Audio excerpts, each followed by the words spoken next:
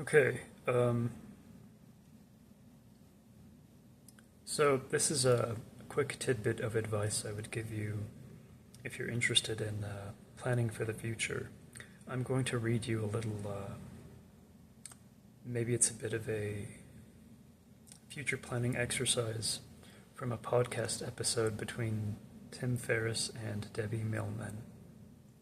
This was produced in 2017, but you can adjust the time period that is invoked here to a point that applies to like a 10 years out phase from whenever it is you encounter this video.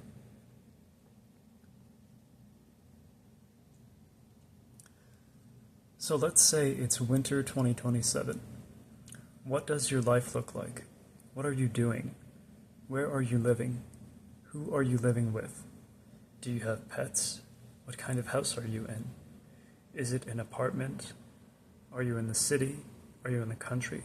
What does your furniture look like? What does your bed look like? What are your sheets like? What kind of clothes do you wear? What kind of hair do you have?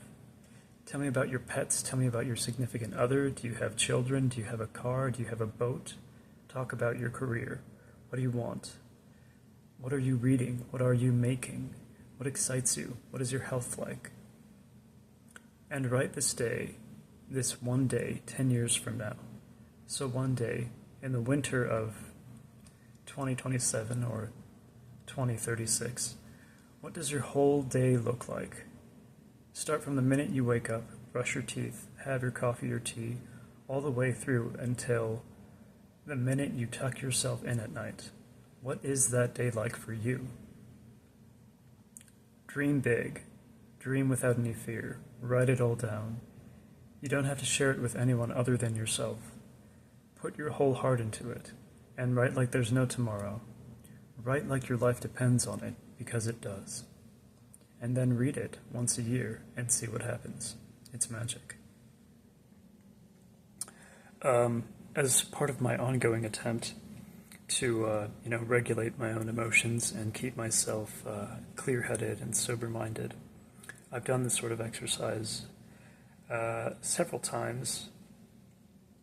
Several times every 6 months, and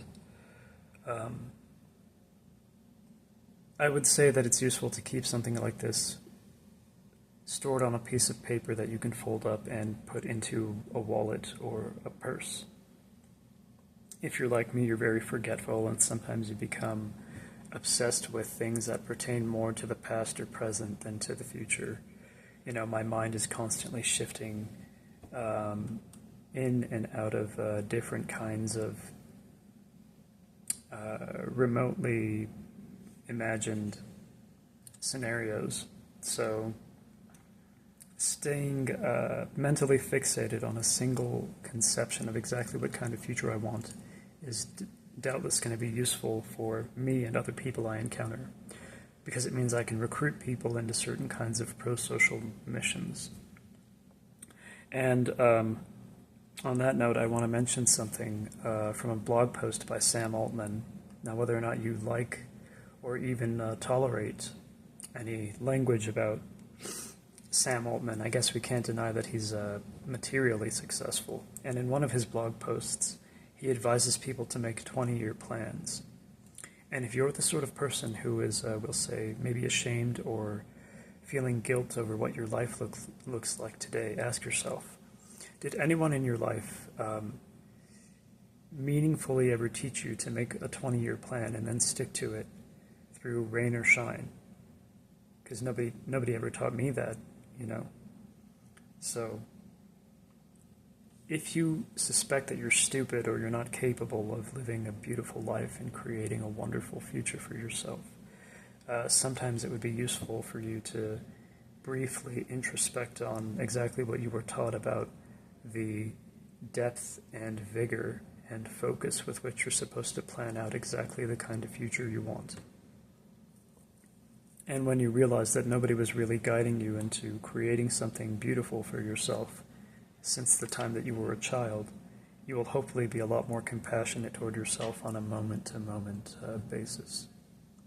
All right, thank you for watching and have a good day, and God bless you.